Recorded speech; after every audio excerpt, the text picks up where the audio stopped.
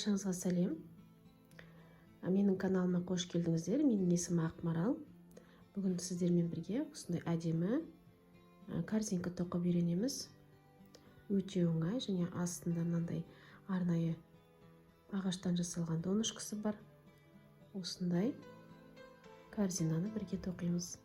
Өте әдемі әрі сәнді, интерьердің сәнін келтіретін корзина. Ал ондай болса, жұмысқа кірісейік. Ең қажетті заттар: трикотажный немесе полиэфирный жіп, менде 3 мм полиэфирный шнур.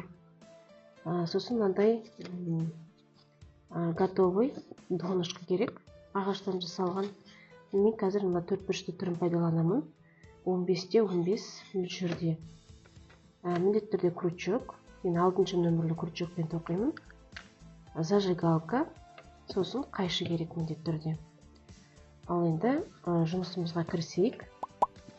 Менің сабағымды көрмес бұрын міндетті түрде каналыма лайк басып тіркеліп кетуді ұмытпаңыздар. Ең бірінші, біз қазір шнурдың бір жағын күйдіріп аламыз. Мен дайындап күйдіріп алдым зажигалкамен. Енді былай істейміз. Біз бірінші мына қазір мына тұрған арнайы тесіктерді қоршап тоқып аламыз.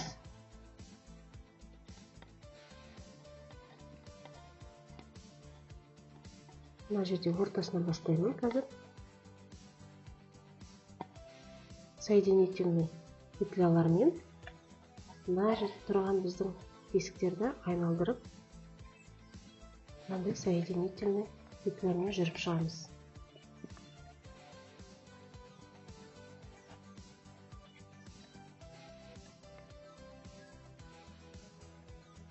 Мына біздің крючогымызды мына тесікке кіргізіп, мына жіпті іліп алып әкеліп, мына тұрған петлядан өткіземіз.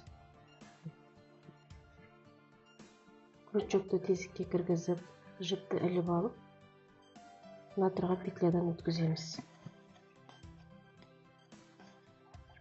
Домалақ түрі болады, әртүрлі пішінді мынандай донышкалар болады. Өздеріңізге қалаған түрімен тоқуларыңызға болады. Немесе трикотажды жіп болып отырса, ол енді тоқуға болады.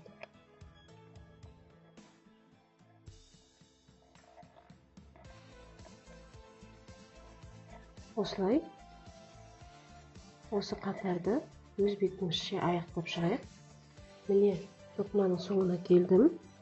Енді мына тұрған біздің соңғы жаңағы жіптің соңын былай қарай жасырып жіберу керек осы жерден.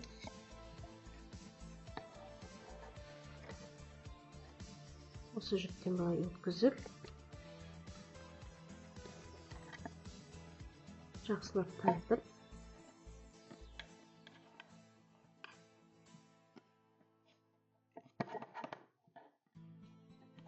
мына жіптердің арасына кіргізіп жасыру керек. Нөмірлі крючокпен іліп алмаса, кішкене тығыздау болады тоқыма.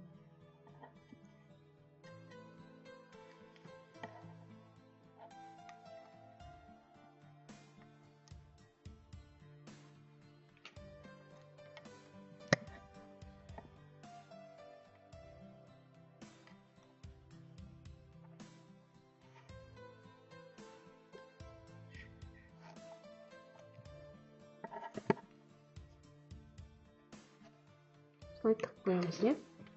Енді қайтадан крючогымызды алып, мына бізде төменгі беті. Енді қазір біз былай қарай тікке тоқитын боламыз. Мына тоқимыз. Мына біріншісін тоқимыз.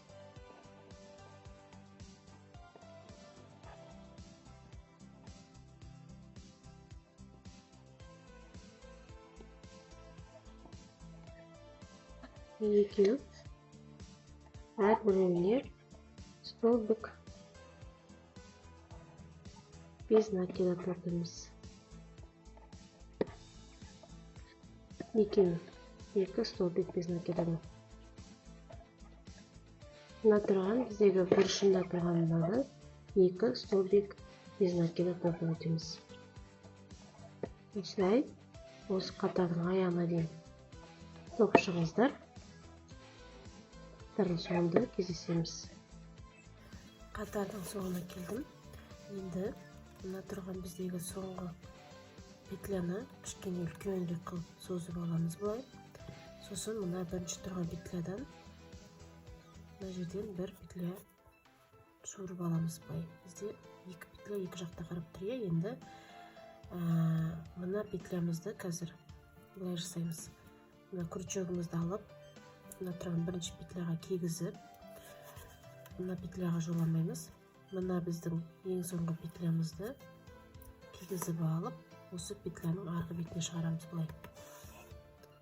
Мына жаңадан алған петлямыз осылай қалады.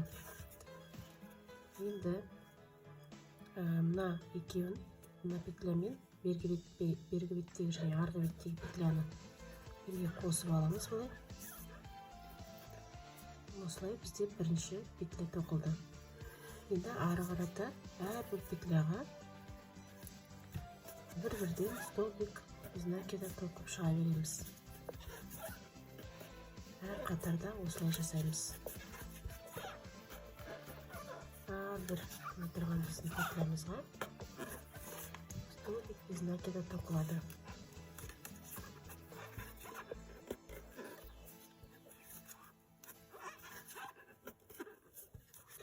Қатардың соңына келдім. Әдеттегідей қатардың соңын білдіртпей жаңағыдай жасаймыз. Мына петлямызды, соңғы петлямызды үлкенірек қылып созып аламыз былай. Ұзынырақ қылып. Сосын мына тұрған бірінші петлядан жұмыс жібінен петля шығарып аламыз былай.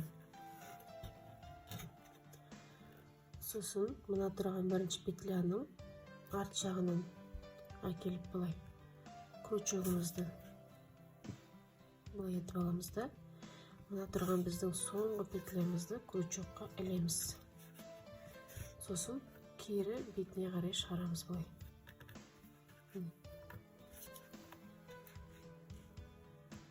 Алдыңғы және артқы жағында бір-бір петлядан болды. Енді алдыңғы петля мен артқы петляны жаңа қосып аламыз да, екеуін біріктіріп тоқимыз. Бізде бірінші столбик изнакида пайда болды.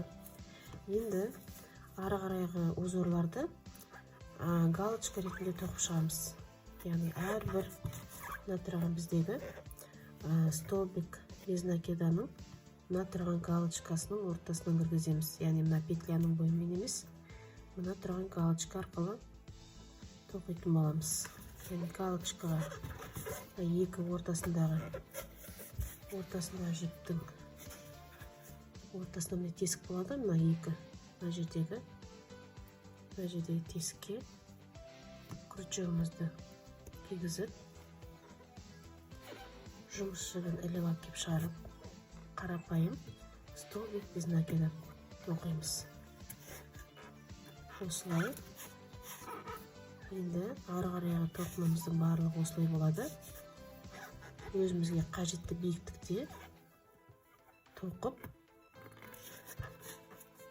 осы жұмыстың соңында кездесеміз. Бұнымыз мынандай болып өзгереді.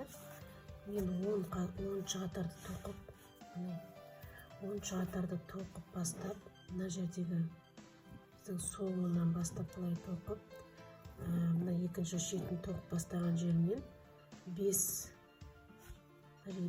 столбик изнакида тоқып алдым да, енді мына жерге кішкентай ручка жасаймыз. Сол үшін қазір 14 воздушный петля алып аламыз.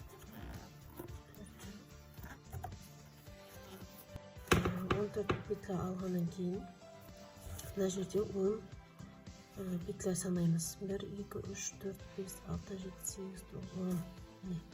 Осы 10-шы тұрған петляға мына тұрған біздің жерге столбик изнакида тоқимыз.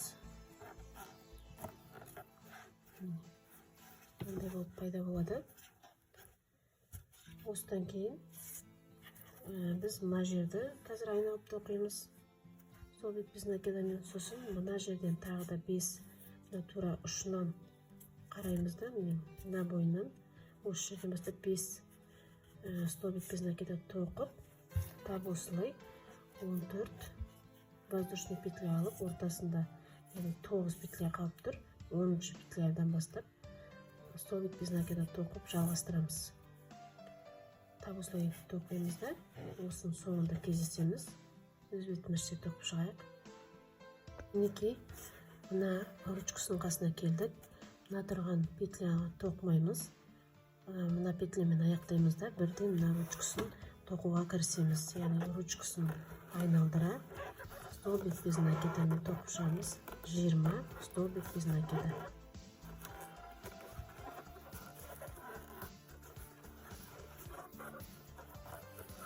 Осылай 20 стол бетпесін накида тоқып шығамыз.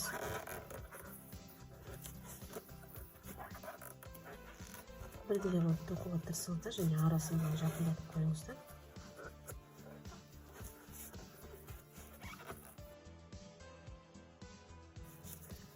Мындай ручкасын осындай тоқып қойдық. Енді ары қарай сол узорды жалғастыра береміз. Мына тұрған біздің петлямыз тоқылмайды. Одан кейінгі петлядан бастап, сол беттен бастап тоқимыз.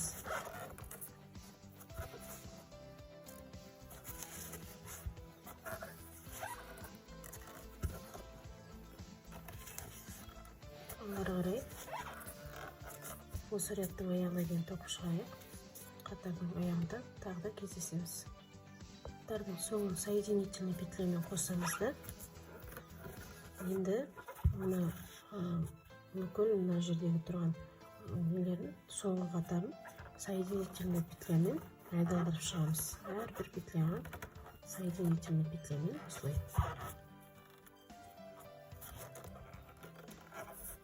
айналдырып тоқып шығамыз.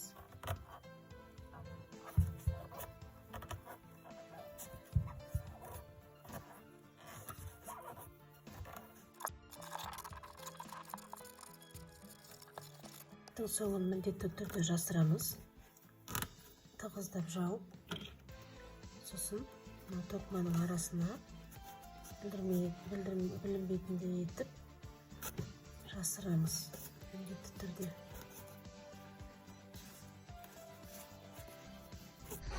Мінекей осындай корзина болып шықты. Сіздер де тоқып көріңіздер. Каналыма міндетті түрде лайк басып тіркелуді ұмытпаңыздар. Келесі сабақтарда кездескенше сау саламатта болыңыздар.